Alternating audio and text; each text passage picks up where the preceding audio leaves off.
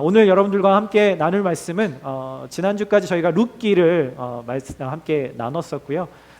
오늘 이제 고난주간을 마주하면서 저희가 어제 생명의 삶 큐티 본문이었던 마태복음 26장의 말씀으로 함께 여러분들과 말씀을 나누려고 합니다. 36절부터 44절까지의 말씀인데요. 소위 겟세마네 동산의 기도라고 알려져 있는 이 본문을 우리 함께 같이 먼저 말씀을 읽어보도록 하겠습니다. 제가 먼저 36절의 말씀을 읽겠습니다. 그때 예수께서 제자들과 함께 겟세마네라고 하는 곳으로 가서 제자들에게 말씀하셨습니다. 내가 저기에 가서 기도하는 동안 여기 앉아 있으라. 예수께서 베드로와 세베대의 두 아들을 데리고 가셨습니다. 예수께서는 슬픔에 잠겨 괴로워하셨습니다. 그때 예수께서 그들에게 말씀하셨습니다. 내 마음이 너무 괴로워 죽을 지경이다. 너희는 여기 머물러 나와 함께 깨어 있도록 하라. 예수께서 조금 떨어진 곳으로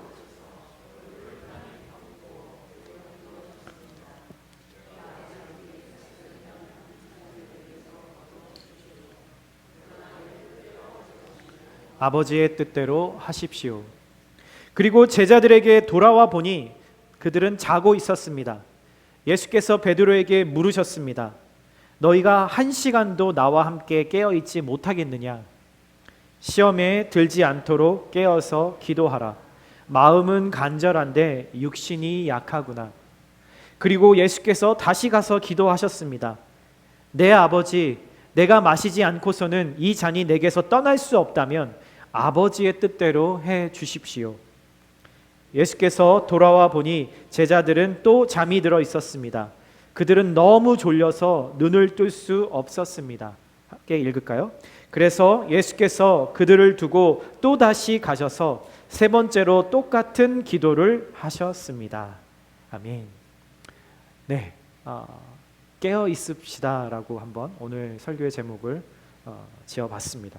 여러분, 사순절의 기간이라고 제가 누누이 말씀드렸는데 이 이야기를 아마 주일날에만 듣고 계신 분도 분명히 계실 것 같아요. 사순절을 어떻게 잘 보내고 계신가요? 이 사순절의 기간은 아까도 말씀드렸던 것처럼 평상시에 정말 잘 해보려고 했지만 끊어졌던 그 기도 생활도 다시 마음 먹고 다잡아 먹고 시작하고 내가 잘 손에 닿지 않았던 성경책도 펼쳐서 묵상하고 하나님과 더 친밀한 관계 가운데로 나아가기 위해서 다시 우리의 마음을 재정비하는 그런 시간이에요. 여러분, 매해마다 찾아오는 이 신앙의 특별한 시간들, 사순절이라든지 고난주간, 부활절, 추수감사절, 성탄절 같이 그런 특별한 신앙의 시간들에 여러분 익숙해져 계시죠? 저도 마찬가지입니다. 이게 평생에 한 번 있는 일이 아니라 매해마다 반복되는 그런 것이 있기 때문이죠. 여러분, 익숙함이라는 단어, 사실은 어떻게 보면 그렇지 않나요? 우리는 늘 우리의 삶에서 익숙해지려고 애를 쓰잖아요. 그렇죠? 첫 직장에 가면은 직장에서 잘 적응해서 빨리 익숙해지기를 원하고, 누군가 새로운 사람과 만남을 시작해서 교제를 하다 보면 그 사람을 서로 더 잘 서로 알게 돼서 익숙해지기를 원하죠. 뭔가 새로운 물건을 사서 그 물건이 주는 그 이로움들을 우리가 와 좋다라고 생각하면서 그렇게 누리면서 우리는 그것에 익숙해져 갑니다. 그것이 주는 편리함, 그리고 우리가 그것을 익숙해지는 것을 추구하는 그런 것들이 있지만, 때로는 이 익숙하기 때문에 우리가 정작 중요한 것들을 놓치고 마는 그러한 실수를, 그런 덫에 빠질 때가 종종 있다라는 거죠. 제가 군대 얘기 잘 안 하지만 군대에 처음에 갔을 때 그 신병 훈련소에서 여러 가지 그것을 보급을 해주는데, 신발, 전투화라고 부르죠. 전투화를 2개씩을 이렇게 주더라고요. 저희 때는 그랬어요. 처음에 전투화를 이렇게 군화를 이렇게 받았을 때 되게 예쁘고 멋지더라고요. 반들반들하고 완전 새 것이라 예. 정말 이거 밖에 나가서 살려고 해도 되게 비싸겠다. 근데 2개씩이나 줘? 그래서 되게 그리고 저걸 신고 있으면 나도 진짜 군인이 것처럼 보이겠구나라는 생각이 들어서 되게 기분이 좋았었습니다. 그런데 너무 멋지지만 한 번도 제가 신어보지 않은 그런 신발이었기 때문에 괜찮을까라는 그런 생각이 있었어요.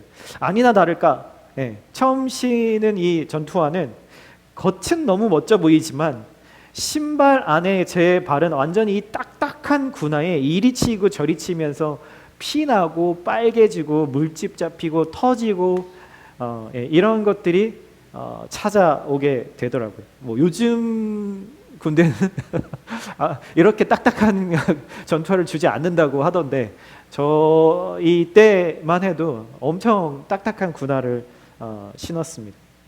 그래서 선임들이 일주라도 먼저 그 신병 훈련소에 온 선임들이 그런 조언들을 해줬어요. 야, 지금 그렇게 반들반들한 걸 좋아할 때가 아니라 가서 집어 던지고 패고 그리고 막 구기고 이렇게 해서 그 딱딱한 거를 부드럽게 만들어야 돼라고 그렇게 조언을 해주더라고요. 어찌됐든 그렇게 하면서 2-3달을 이 신발을 신고 흙밭에서 구르고 여기저기 높은 곳을 뛰어다니고 오르다 보니까 결국에 한 3개월 정도 후에는 내 발에 그 신발이 맞아지게 되더라고요. 그리고 나면요 그것만큼 편한 신발이 없더라고요. 그래서 제일 먼저 처음 신었던 그 전투화를요 병장 제대할 때까지 그게 제일 애정하는 신발이 되게 됩니다. 언제 피가 났나 잊어버리고 익숙해지게 되는 거죠.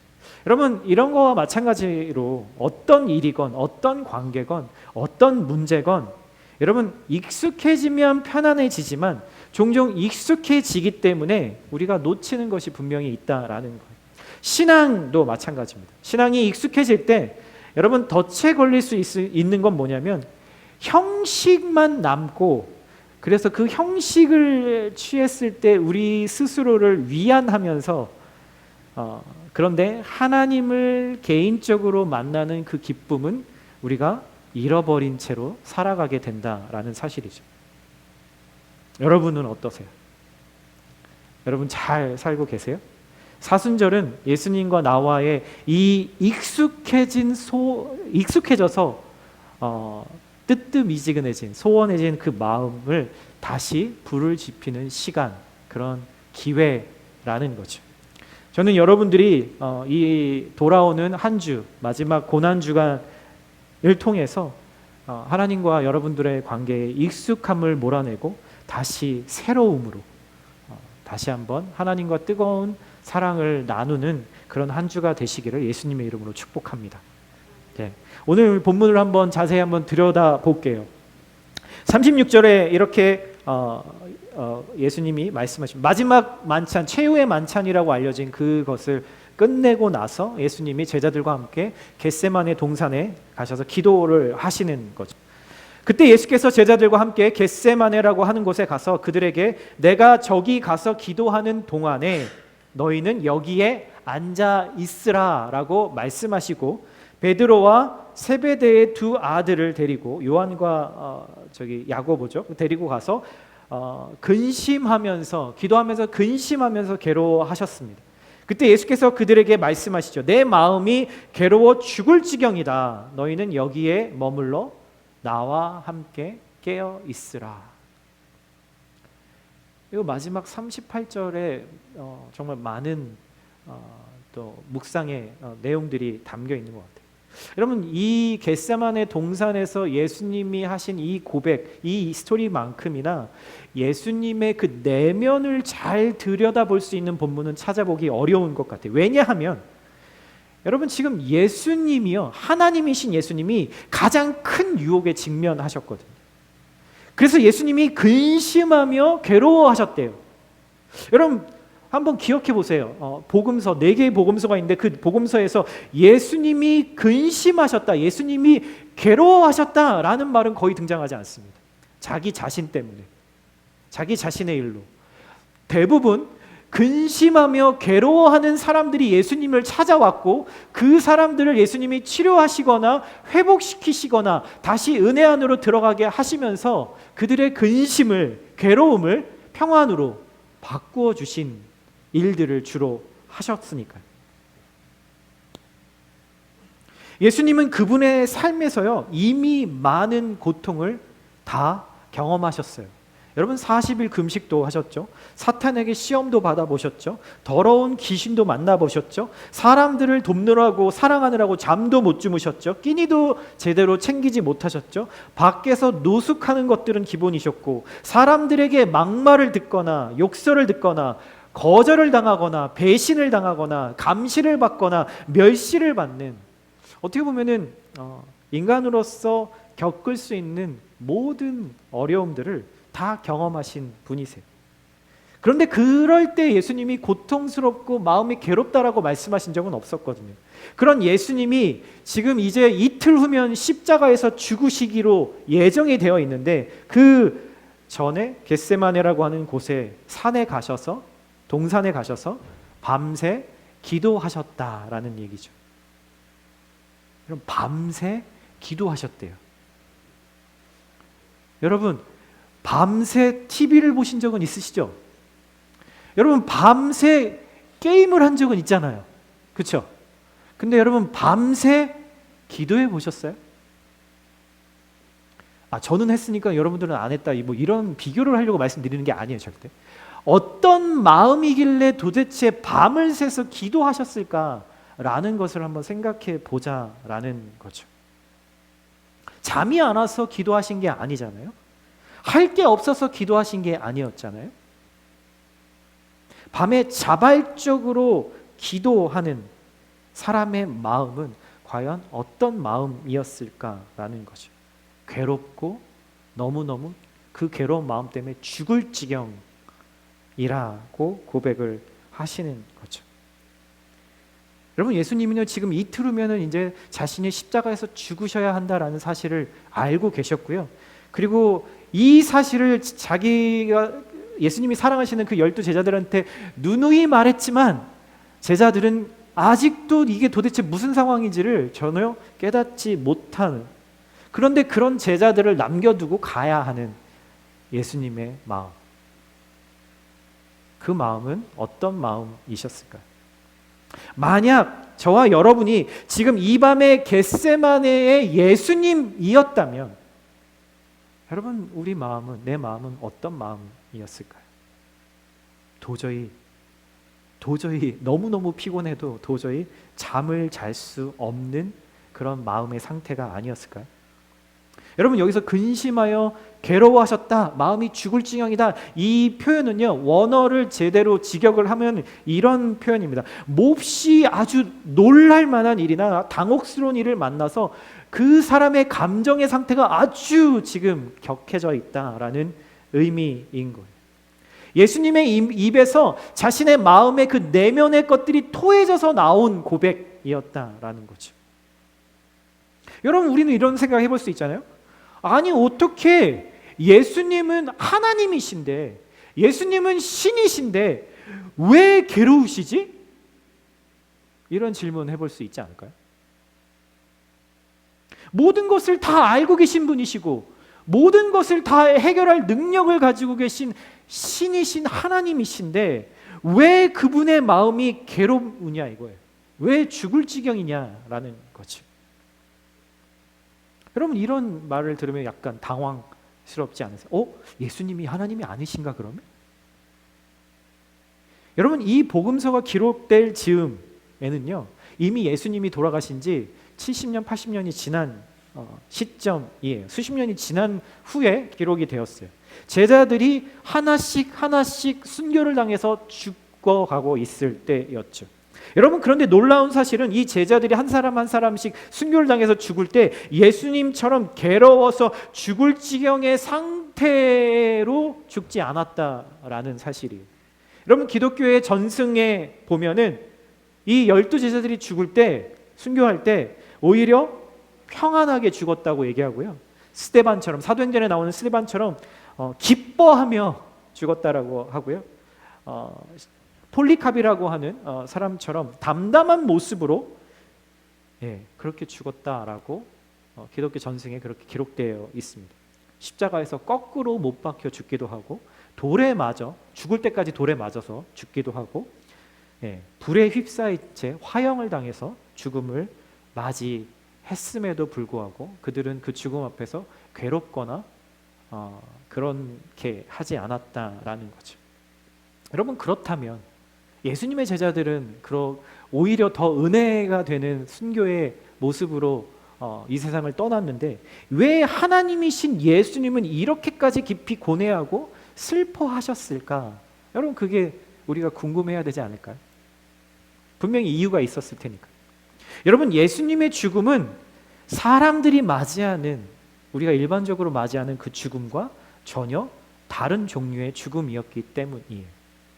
하나님이신 죄 없는 예수님만이 마주해야 할 오직 단 한 번의 죽음의 사건, 경험한 일이었기 때문이죠. 39절에 이렇게 얘기합니다. 예수님께서 조금 더 나아가 얼굴을 땅에 대고 엎드려 기도하셨어요. 여러분, 땅에 대고 엎드려 기도하셔 보셨죠? 어떤 마음일 때 그런 기도를 할까요? 그러면서 예수님이 그렇게 기도하십니다. 나의 아버지, 하실 수 있으시면 이 잔을 내게서 지나가게 해주십시오. 그러나 내 뜻대로 하지 마시고 아버지의 뜻대로 하십시오. 42절에 예수께서 다시 두 번째로 가서 또 기도하십니다. 나의 아버지, 내가 마시지 않고서는 이 잔이 내게서 지나갈 수 없는 것이라면 아버지의 뜻대로 하십시오. 여기 두 번이나 잔을 마신다라는 표현이 나옵니다. 여러분, 잔을 마신다라는 표현이 무슨 의미일까요? 술을 따라서 마신다라는 그런 의미일까요? 아니죠. 여러분, 독이 든 성배를 마신다 뭐 이런 표현을 들어보셨을 거예요. 그런 말처럼 여러분, 이 잔이라는 의미는요, 한 사람의 인생을 좌지우지할 수 있는 중대한 결정, 그것이 나에게 이롭지 않음에도 불구하고 그것을 받아들이는 그 결정을 의미하는 거예요. 성경에서 잔을 마신다라는 의미는요, 죽음을 뜻할 때가 많아요. 그냥 일반적인 죽음을 말하는 것이 아니라, 잘 들으세요. 여기서 말하는 잔을 마신다라는 의미는 그냥 일반적으로 자연사를 한다든가 뭐 이런 이야기를 하는 게 아니라 법에 의해서 죄수가 사형을 당하는 죽음을 말해요. 법에 따라서 죽는 거죠. 합법적으로.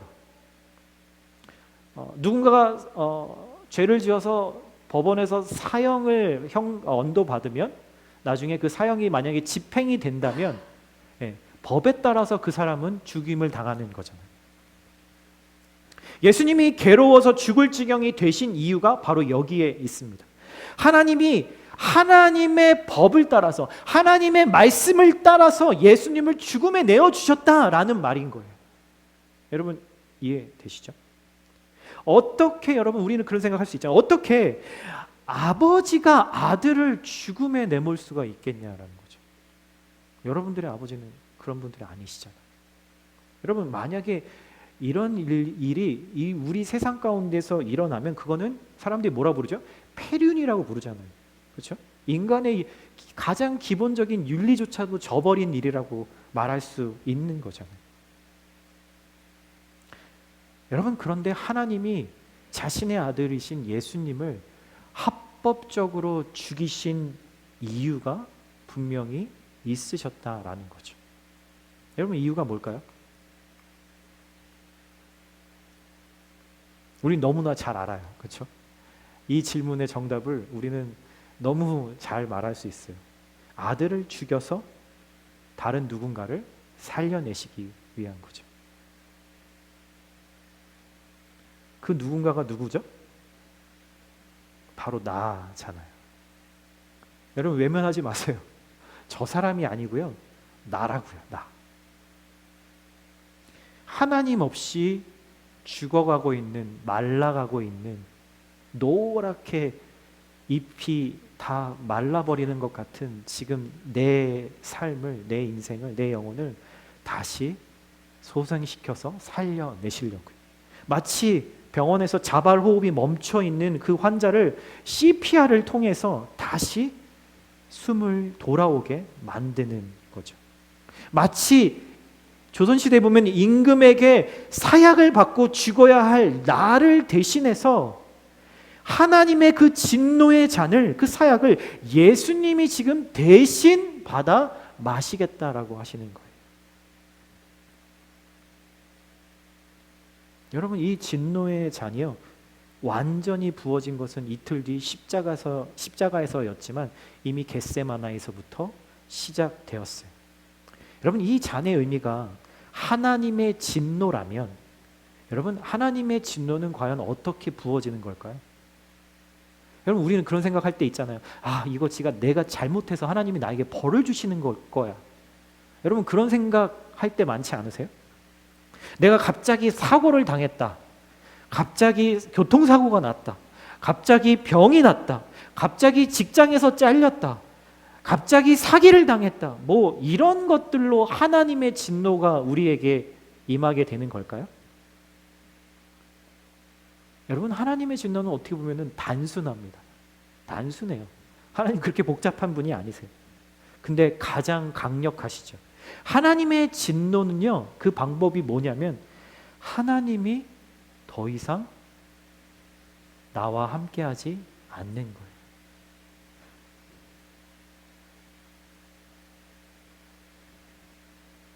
여러분, 저는 그런 생각을 하지 않지만 만약에 제 아내랑 제가 살면서 나중에 언젠가는 서로 이제 이별을 맞이하게 될 텐데, 그때를 가끔 생각해 보면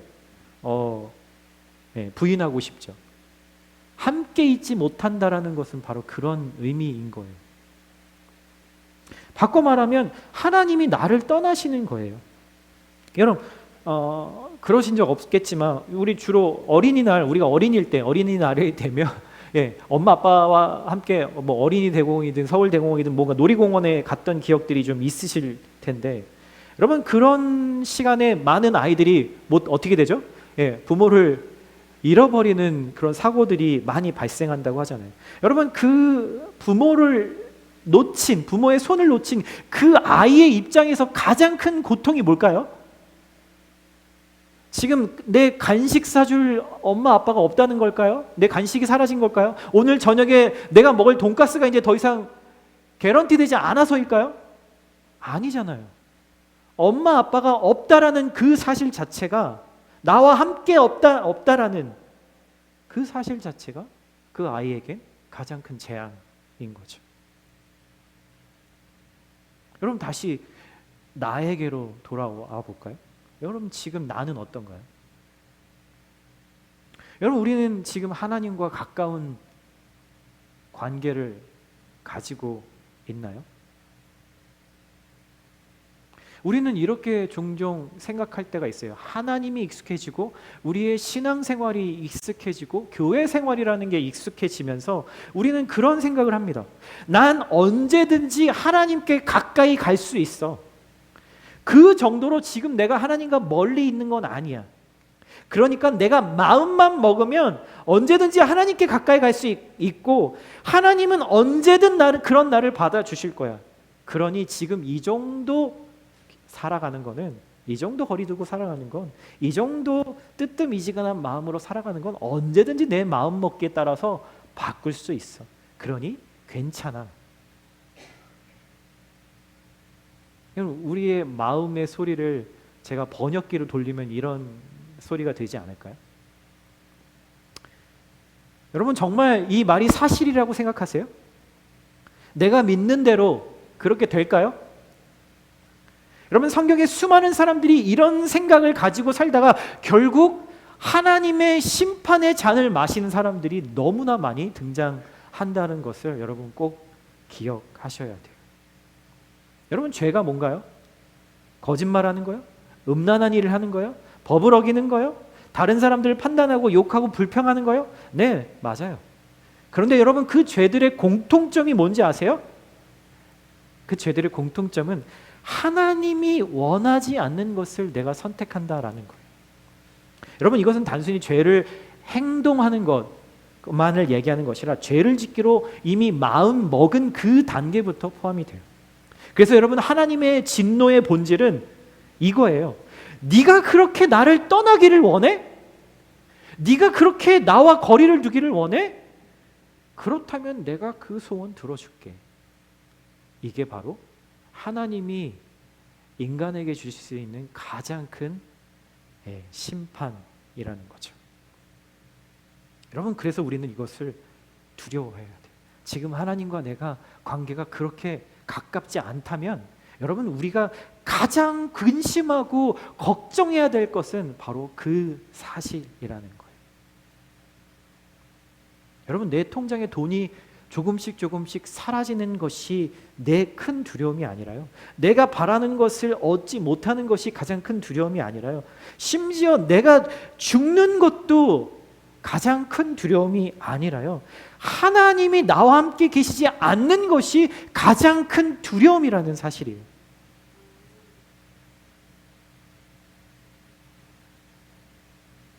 사랑하는 형제자매 여러분, 지금 여러분들은 하나님과 함께 계시나요? 다시 한번 물을게요. 여러분은 지금 하나님과 함께 하고 계십니까?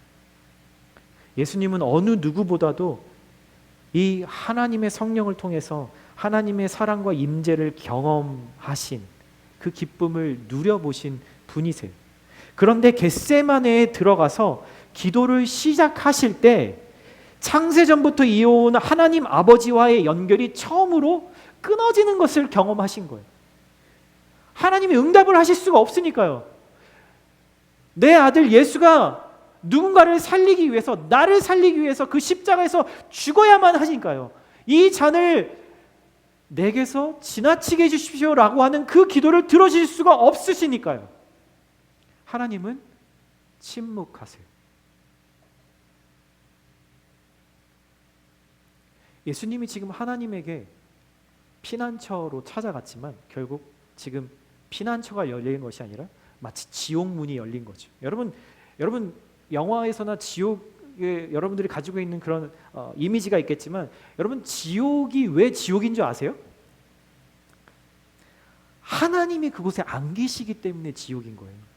여러분, 무슨 악마들이 무슨 삼지창 가지고 들고서 막 찌르고 뭐 불이 막 계속 타오르고 뭐 그런 어떠한 이미지로서 우리에게 말하는 게 뭐냐면요, 고통을 얘기하는 것이 아니라 하나님이 없는 고통에 대해서 이야기를 하고 있는 거예요. 그래서 지옥은 지옥인 거예요. 지금 예수님이 지금 이 잔을 지나갈 수 있다면 지나가게 해주십시오 라고 그렇게 기도하는 것은 절대로 십자가에서 죽는 그 고통이 무서워서가 아니라 하나님이 없는 그 고통, 그 잠시만의 시간이라도 그 고통을 예수님은 견디실 수가 없었던 거죠. 여러분, 실현당해 보신 적 있으세요? 여러분들의 인생에서?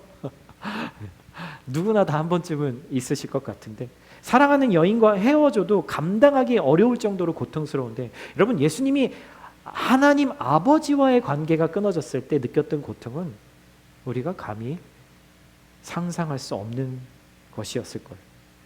그냥 사랑을 잃은 정도가 아니라 더 나아가 하나님의 진노까지 받으셔야 했거든요. 그래서 예수님은 기도하면서 하나님과 다시 연결되고 싶으셔서 사투를 지금 벌이고 계시는 거예요. 그 결과 성경은, 다른 성경에서 땀샘에 있는 그 모세혈관들이 극심한 스트레스로 다 터져가지고 땀구멍에서 피가 나오는 극도의 마음의 상태가 되셨다라고 이야기를 하죠. 여러분, 성경이 하나의 주제를 계속해서 창세기부터 요한계시록까지 말하고 있는 것이 있다면, 여러분 누누이 말씀드렸지만 우리가 하나님과 친밀한 관계 가운데 있어야 한다라는 것에 대해서 성경은 처음부터 끝까지 동일한 이야기를 하고 있죠. 여러분, 어제 내가 쉽게 건너뛴 이 하나님과 친밀한 관계가 여러분 예수님에게는 단 1초도 단 1시간도 경험하고 싶지 않은 것이었다라는 거예요. 여러분, 예수님이 십자가에서 원래 담당하신 그 죄의 형벌은 원래 내가 해야 될 죄값이잖아요. 그렇죠? 예수님의 몫이 아니었어요. 하나님께 불순종한 건 난데 예수님이 대신 처벌을 받고 계신 거예요. 그래서 나는 예수님이 십자가의 형벌을 대신 받으셨기 때문에 내가 더 이상 그 죄에 묶이지 않을 수 있는 것이죠. 내가 죄를 지어서 법정에 섰는데 판사가 나를 대신해서 사형을 받을 사형수를 데리고 와서 이렇게 말하는 거예요. 당신은 이제 자유입니다. 당신은 이제 여기를 나가도 됩니다. 다른 이가 당신의 죄값을 대신 받았습니다. 라고 말하고 있는 거죠. 여러분, 우리가 하나님의 말씀을 들을 때 어떤 생각이 주로 드나요? 이런 생각을 하죠. 나 살기도 버거운데, 나 하나 내 삶 지탱하기도 버거운데 다른 사람을 생각해야 된다고? 우리 모두를 생각해야 된다고? 늘 부담스러워요. 그리고 외면하고 잊고 살죠. 그러나 예수님은 십자가를 짊어지심으로 하나님의 말씀을 그분의 삶이 되게 하셨어요. 십자가에서 나 대신 내 몫의 형벌을 받으신 것뿐만 아니라 거기에 플러스 십자가를 지심으로 예수님이 원래 받으셔야 될 그 몫의 상도 그분이 받지 않으시고 나에게 대신 주셨다라는 거예요. 죄가 사해진 것만으로 끝나는 것이 아니라 하나님과 가장 친밀한 관계를 누리게 되는 그 상까지도 예수님이 나를 위해 양보하셨다라는 거죠. 이게 바로 복음이고 십자가의 은혜인 거예요. 여러분, 예수님이 만약에 십자가의 고통이 얼마나 무서운지 제대로 모른 채 그렇게 뛰어드셨다면, 예수님은 하나님이시니까 십자가쯤은 식은 죽 먹기지 고통도 없으실걸? 라고 생각했다면, 여러분, 우리는 예수님에 대해서 그리 큰 감동을 받지 않을 겁니다. 여러분, 또 겟세마네에서 그 잔의 맛을 한번 보시고 뒷걸음치시면서 저는 못하겠습니다. 이 십자가의 고통이 하나님과의 단절이라는 것을 깨달았을 때 졸고 있는 그 제자들을 뒤로 하고 여러분 도망치고 싶지 않으셨을까요? 여러분, 조금 있다가 가룟 유다가 사람들을 몰고 와서 자신을 잡으러 올 거라는 걸 이미 알고 계셨잖아요. 그러나 예수님은 그것을 다 아시고도 그 잔을 마셨기 때문에 여러분, 나를 향한 그 사랑이 진짜인 거죠. 여러분, 아멘이신가요? 여러분, 그래서 은혜가 되는 거예요. 하나님이 예수님이 기도하실 때 이렇게 예수님에게 말씀하지 않으셨을까요? 우리가 한번 상상해 보죠.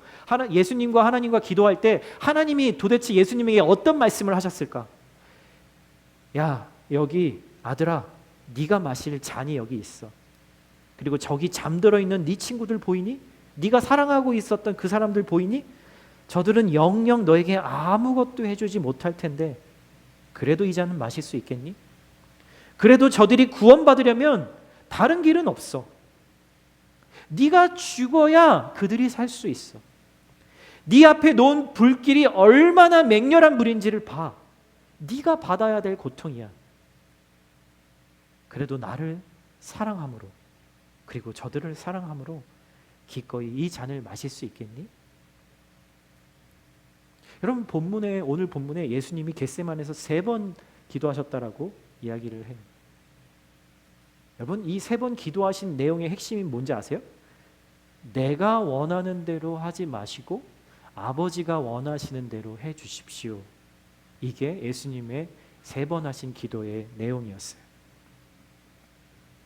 예수님의 얼굴에 고뇌의 슬픔은 넘쳤지만 여러분, 그것보다 나를 향한 사랑이 훨씬 더 컸기 때문에 예수님은 그것을 선택하셨죠.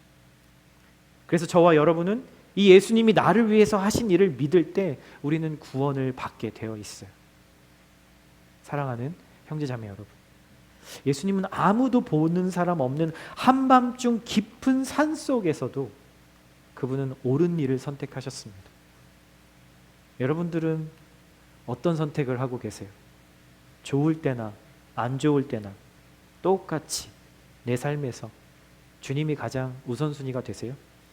아니면 밝을 때는 순종하고 어두울 때는 이중생활을 하고 계시지는 않으신가요? 여러분, 성경에 하나님의 말씀을 들으라라고 하는 말이 되게 많이 반복되거든요. 쉐마 이스라엘이라고 하는 이 히브리 말이 되게 많이 반복됩니다.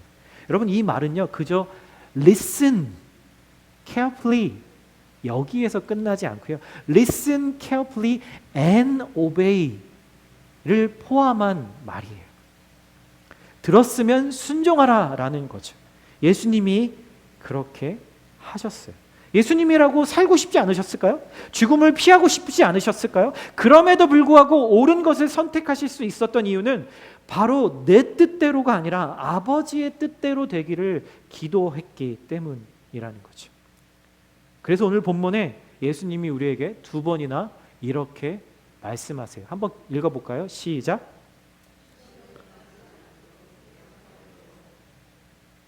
깨어서 기도하라. 이 말을 2번이나 반복해 말씀하세요. 여러분, 깨어 있는 게 낮에 우리 지금 이런 상황에서 깨어 있으라고 하면은 좀 이상한 사람 아니겠어요? 깨어 있으라라고 하는 말은 어떤 때 하는 거예요? 밤에 깨어 있으라는 말일 텐데, 여러분, 밤에는 자야 되잖아요. 하나님이 그렇게 인간을 창조하셨잖아요. 밤에는 자야 되는데 예수님이 그걸 모르고 말씀하셨을까요? 여기서 깨어 있으라는 말은요, 그런 의미가 아니라 무엇이 진짜 중요한지를 알라라는 말씀인 거예요, 여러분. 여러분, 쉽게 말하면 네 삶에서 오늘 이 순간에 너에게 뭐가 가장 우선순위인지, 뭐가 더 중요한지, 뭐가 더 급한 일인지를 알라라고 하시는 말씀이라고요. 예수님은 밤새 기도하셨고요, 제자들은 밤새 잤어요. 여러분, 뭐가 차이가 있었을까요?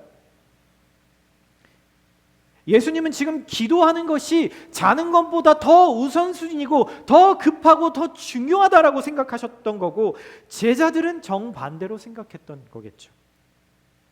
여러분, 제가 말씀드린 거는 밤마다 자지 말고 기도하라는 말이 절대 아니에요, 여러분.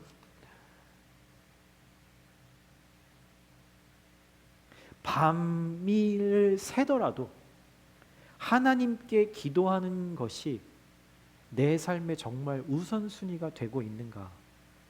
하나님과의 그 만남의 시간들이 나에게 가장 우선순위가 되고 있는가? 아니면 내가 해야 될 수많은 일들이, 내가 처리해야 될 일들이 그게 우선순위가 되고 있는가? 그 질문을 우리에게 하고 계신 거죠. 그래서 깨어서 있으라라고 말씀하시는 거예요. 여러분, 그런 고민들 하고 계시지 않으세요? 내가 어떤 진로로 나가야 할지, 어떻게 하면 내 삶에서 기쁨과 행복을 다시 찾을 수 있을지, 여러분, 그런 질문들, 궁금함들, 답답함들 갖고 계시잖아요. 머리로는 우리는 그 답을 구하려면 하나님 앞에 나아가야 한다는 걸 알지만, 우리가 실제 예수님처럼 하나님께 무릎 꿇고 기도하는 행동으로 나아가지는 잘 못해요. 왜요? 아직 우리에게 기도가 절박하지 않으니까.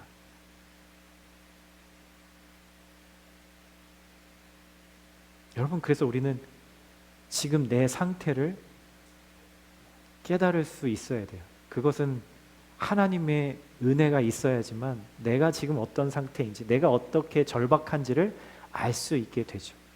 내가 사랑하는 그 누군가도 마찬가지입니다. 여러분, 그 사람을 위해서 기도하고 정말 그러는데 답답한 마음, 왜 아직도 깨닫지 못할까라는 그런 답답한 마음이 있으시죠? 하나님이 은혜를 주셔서 깨닫게 해주셔야 그 일이 가능해집니다. 그래서 우리에게 기도는 가장 긴박하고 가장 우선순위가 되어야 해요. 물론 목사인 저에게는 더더군다나 그렇겠죠. 예수님이 제자들에게 오늘 요청하신 것, 오늘 이 겟세마네 동산에서 처음으로 제자들에게 요청하신 것은 뭐냐면요, 너희들이 깨어서 나와 함께 있어달라는 거였어요. 내 옆에 있어달라는 거였거든요. 여러분, 한번 생각해 볼까요? 기도라는 것은 어렵게 생각하지 마세요. 하나님 곁에 있어드리는 거.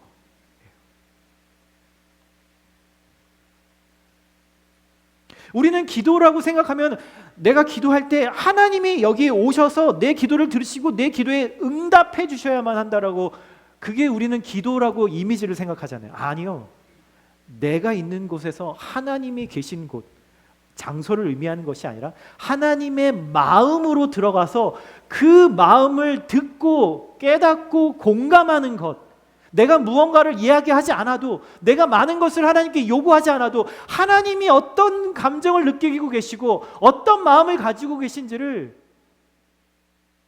아는 것, 그러려고 하는 마음, 태도, 그게 바로 기도라고 이야기하는 거죠.